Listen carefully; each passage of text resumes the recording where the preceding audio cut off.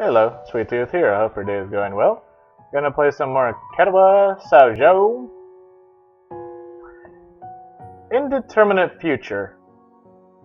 Alright, in the last video, I'm actually going to keep private because of the bedroom scene.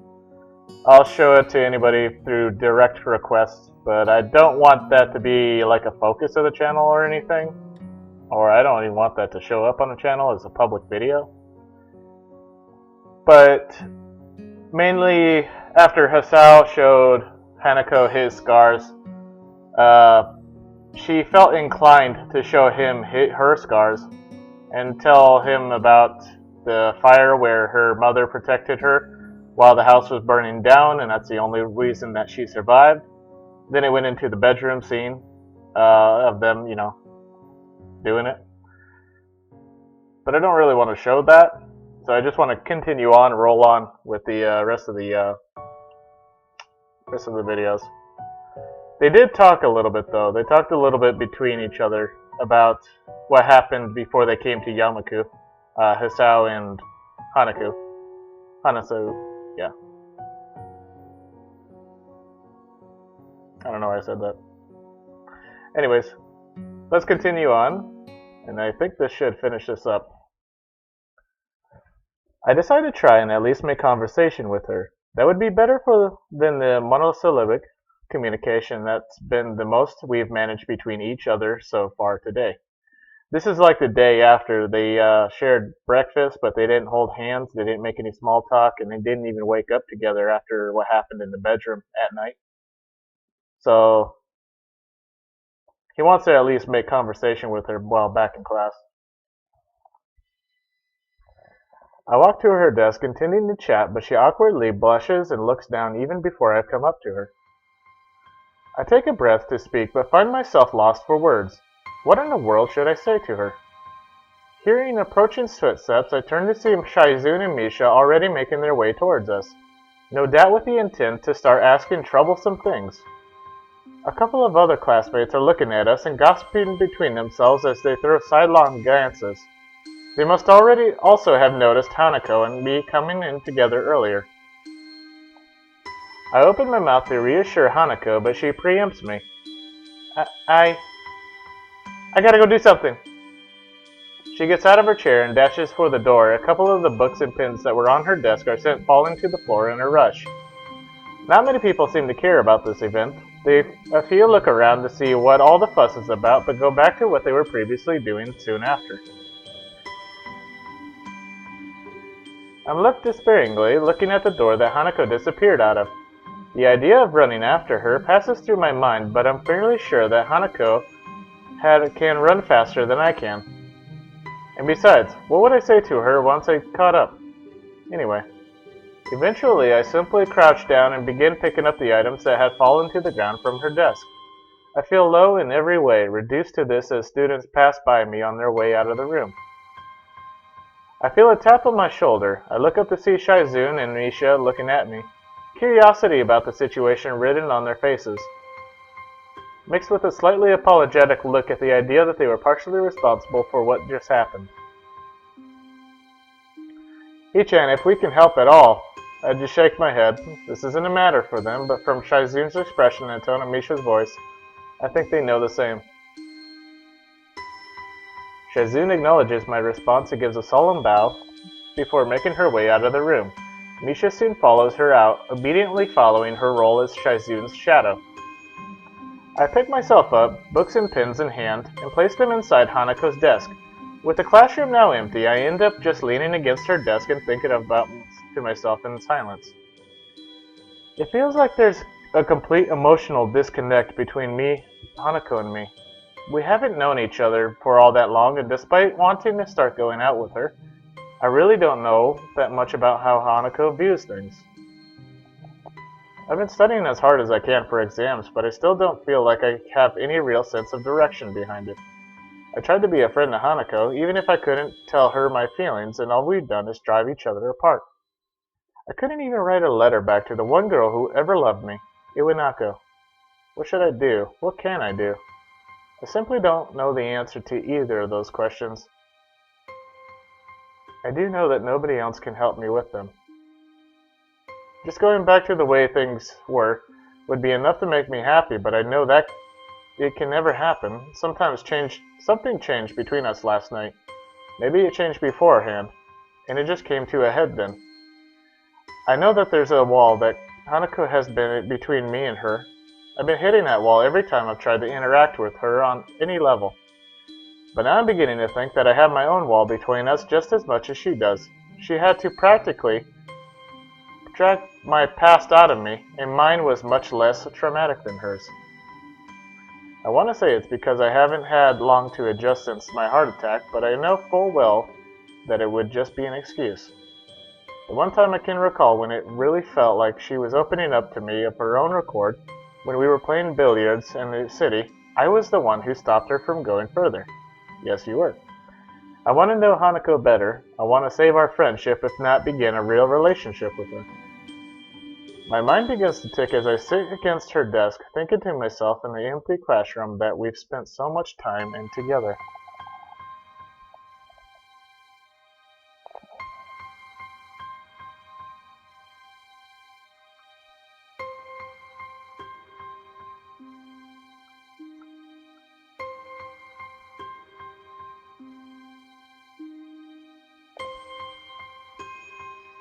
I have to talk to Hanako.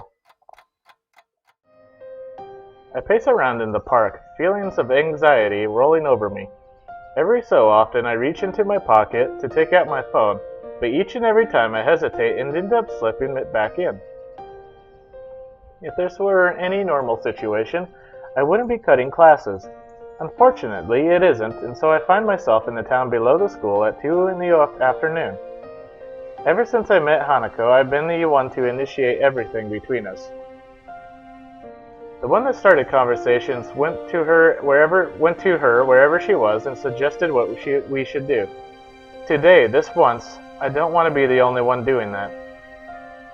My hand dives into my pocket once more. This time I quickly navigate to the texting menu before I have a chance to change my mind again. Hanako, if you want to talk, I'll be at the park in town for a while. Fighting a last measure of doubt, I thumb in my message to Hanako and press the button to send it. And now, I wait. My part in this has been fulfilled. What needs to happen now is for Hanako to make the decision. It would be meaningless for me to drag her here. She needs to decide for herself whether she wants to meet me. The apple juice from the vending machine tastes awfully bitter as I swill it down. My grip on the can has caused it to dent slightly in the middle. I shouldn't be this tense, but it's probably inevitable. Hanako is dear to me.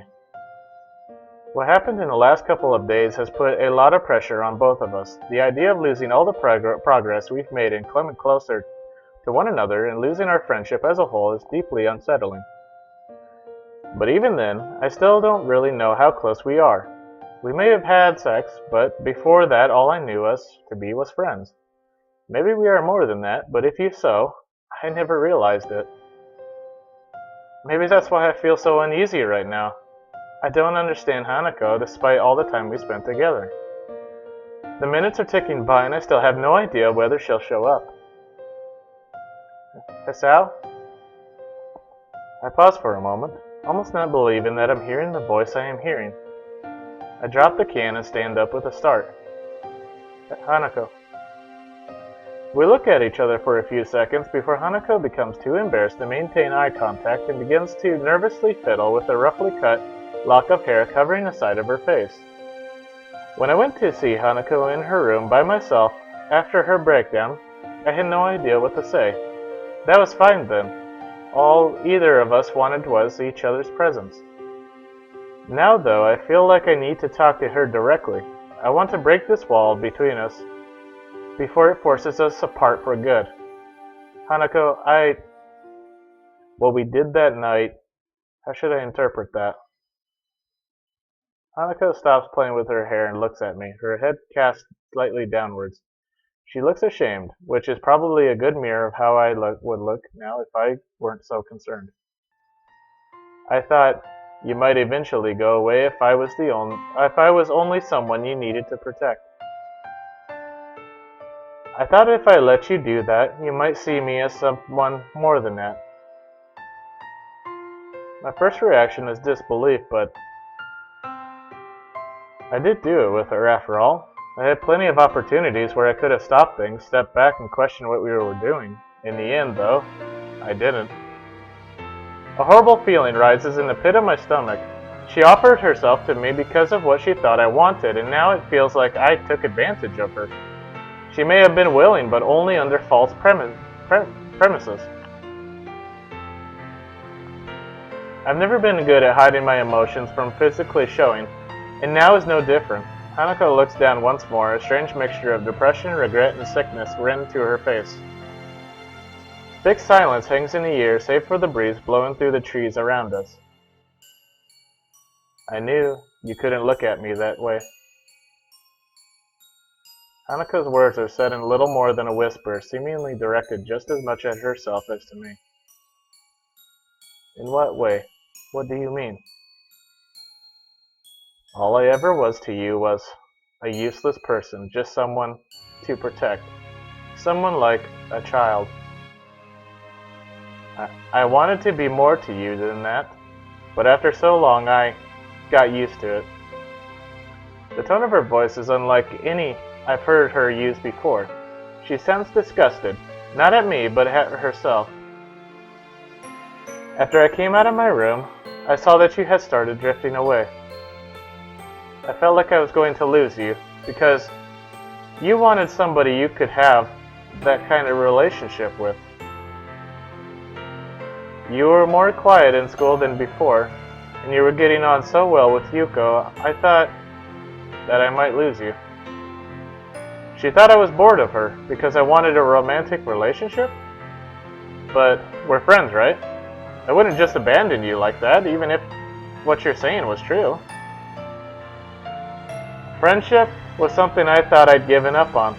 I stopped believing in others after what happened after the accident. Before the accident happened, I got on well with people and other children. I didn't have many friends, but I didn't mind because I treasured the ones that I had. Afterwards, though, I was called names by the others and teased a lot. It hurt really deeply. The teachers tried to help, but they couldn't do much, and even many of them recoiled just at the sight of me. Among those calling me names and teasing me were the ones that I thought were my closest friends. From then on, I believed that it didn't matter if nobody else acknowledged me. All my existence ever did was make people troubled after all. It was easier if I just didn't exist. But after meeting Lily, and then you, I tried, but I couldn't make myself think that way again. All that time, she didn't trust me. She thought, just like everyone else in her life had, that she was worthless. Someone to throw away once I got bored of being with her. That hurts. That's the one kind of person I never ever wanted to be seen as, because I know better than most just how horrible it feels to be thrown away by those who I thought liked me. She's cracking from the memories she's bringing up. I feel useless, completely unable to console her. In a strange way, though, I am almost thankful that she's allowing me to know this. The wall between us is going away, even if it hurts so badly to bring it down. Hanako, if you just told me. Was I wrong? Of course She wasn't. Hanako wasn't wrong. It's difficult to force myself to admit this, but I know trying to deny it is pointless. To me and to Lily, she was someone who tried to protect. She had become to me what I'd become to my friends after my heart attack. A broken person. I liked her, possibly even loved her, but I never acted on that precisely because I thought she was so fragile. I mean, I don't look at you that way now. I got worried about you after what happened to you in class, and I thought I should try to protect you. When you locked yourself in your room, though, I got afraid. I thought you were rejecting me, and it forced me to think a lot about different things. I wasn't rejecting you. She blurts it out with an almost scared tone to her voice, taking me off guard. She quickly becomes embarrassed by her outburst before clenching her fist and working through what she wants to say in her mind. I wouldn't ever do that, not to you. Even though I was scared, even though I tried to push you away, you still tried to get closer to me. I locked myself away because I was just a burden to you, to Lily, to everyone. Every day, every birthday was the same, everyone doing their best to pretend that I mattered. Everyone pretending everything was alright for that one day of the year. I didn't want to exist, but they wouldn't let me. Even after meeting Lily, everything was the same. I was as useless as I'd always been, unable to do anything for her or myself. I didn't want to be the same way. To you. Alright, so these are pictures that are all blurred. These aren't paintings. Okay, I got it. Lily and I were completely wrong, because I can tell with these three people in the back. Lily and I were completely wrong from what she's said. Everything we did for her, it would have only made her feel worse. Even what little I had thought I had right about her was a complete misjudgment. After you locked yourself in your room, I decided to try to work out my past as well and sort out my future. I didn't know how to deal with the things I'd lost by coming to Yamaku, so I was trying to sort them out myself. I thought it would help us become better friends if I did that. Silence hangs in the air again. I try to keep looking at her, but I can't. I feel really low, and though I want to apologize, I don't know how I possibly could. I hear her take a deep breath and only look back to her after hearing her drop to the ground. The sound of her crying breaks my heart. I know I'm responsible for this, and I know that I can't do anything to help her. If Hanako feels ashamed, then I feel all the more so. I rush to her as tears continue to roll down her cheeks, unabated, wrapping my arms around her. I don't care about how I must look anymore. I just want to be close to her right now. I'm sorry, Asao. I've messed up everything. It's fine, everything's fine. I'm the one that should be sorry. I was meddling around behind your back and I never told you anything.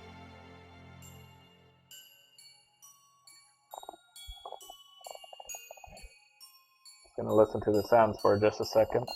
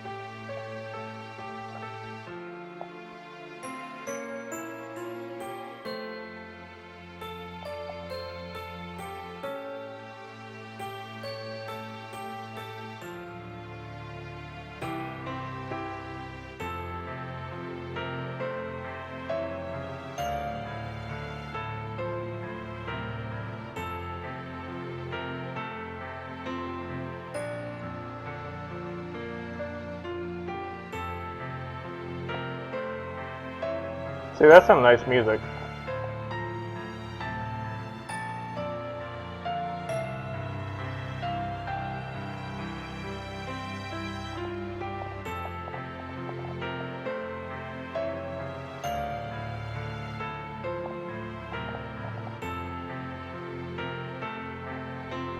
Alright, I can feel my grip tightening on Hanako as my vision blurs. I can't be bothered trying to hold back now. I have to force my words out as a lump begins to stick in my throat. To tell you the truth, Hanako, I was scared. For the first time since my heart attack, I was really scared. Hisao? I lost so much when I came to Yamaku. I was depending on you more than I ever thought I did. Even now, I still have that hole inside me. After losing my entire life and everyone I'd known, the thought of losing you as well. But I'm just you're my friend, Hanako. You're more than that. I love you, Hanako. I love you so much that the thought of losing you frightened me so much. This is bad. I'm really letting all of this out. I can't bring myself to look at her face right now. Get over it. I'm sorry, Sal. I can't help feeling a bit happy. For so long, that's what I wanted to hear. The last of the floodgates breaks and a sound of her crying permeating the air as her body jerks against mine. We hold each other tightly, connecting more closely than ever in our shared grief and in our shared happiness. I don't know how things are going to be like after this. Right now, though, I don't care. There's no other person in the world that either of us could possibly share these memories and emotions with. Nobody. Nobody. After dropping the dirtied can into a bin next to the bench, I take a seat beside Hanako. She puts away the handkerchief I gave her to clean herself up, which hasn't helped much, and they're still here. Then again, I doubt I look much more presentable. Even now, I feel emptied and a bit embarrassed after letting my emotions out in public like that. It's not a bad sensation, though. I think Hanako feels the same way, too. Have you calmed down a bit? Yes, thank you. For a while we just sit and take our time before talking again to one another. We both need a little time to collect ourselves. The weather is nice at this time of year. Yeah, it is. I close my eyes for a moment, relishing the feeling of the sun's heat and the cool breeze against my face. The weather really is nice today. Really, really nice. You know, I don't really want to go back to classes right now. Classes? To class. Do you? She shakes her head as she finishes wiping her eyes with her cuff. The small smile she gives is nice, and it's a reminder of how earnest it can be. Smiling for other people might be a completely normal, everyday thing. For Hanako, though, she smiles so rarely and so sincerely that each and every time she does it, I feel a sense of relief and happiness. I'm sorry for everything. It's okay, I think we both have a bit to be sorry for. What? Why? I know that. I'm too shy. I know you don't want me to be. Don't think I can. You can change, Hanako. I know that because even in the time I've known you, you've already changed. To be honest, just being able to sit here and talk to you like this means that you've changed a lot since we first met. But I can't be like that for anyone else.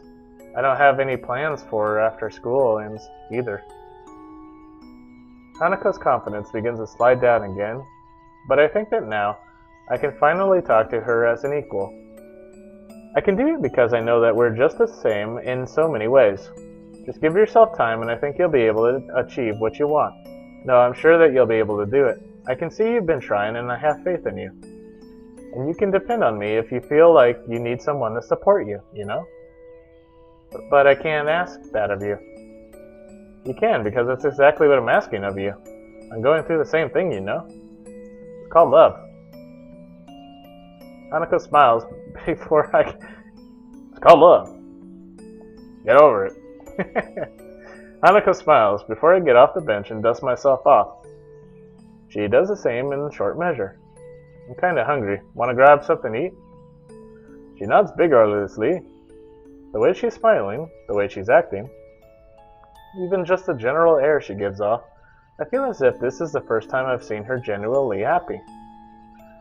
We both make our way onto the street, walking beside each other. Miss Al? Yeah? I think I don't really understand you. I don't think I understand you either. I believe that's fine, though. There's not a single hint of despair in our voices. Not understanding each other is only natural. Really? The walls we set up between ourselves couldn't possibly be broken down in a single day. Well, that's true. But that's fine. As long as we take it day by day and try to understand one another, which you just said you can't, I think everything will be okay. As we walk down the street, though, Hanako's eyes flick to my face and back to the street repeatedly. Is something on your mind? You look restless.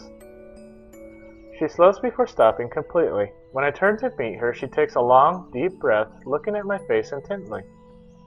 This expression, I saw it once before on her face, just once, when I accidentally surprised her in her room. I think I have something I need to give you. What is it? You don't need to be evasive about it. I wanted to give you this for a long, long time, but now that I need to, is too embarrassing. Don't worry, I'll accept it, whatever it is. She gives a sweet, bashful smile before taking my shoulder in her hand. Then please accept my first gift to you, Asao. Hanako?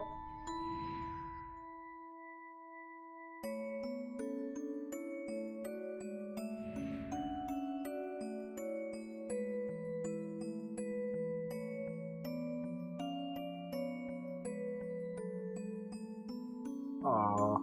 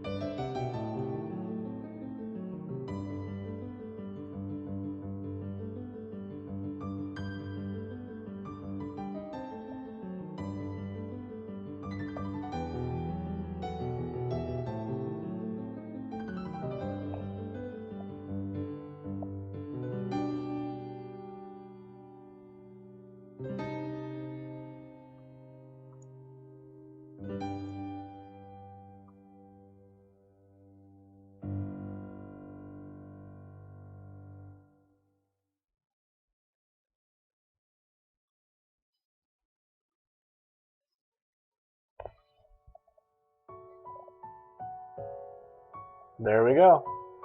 That was Katawa Shoujo. That was Hanako's part.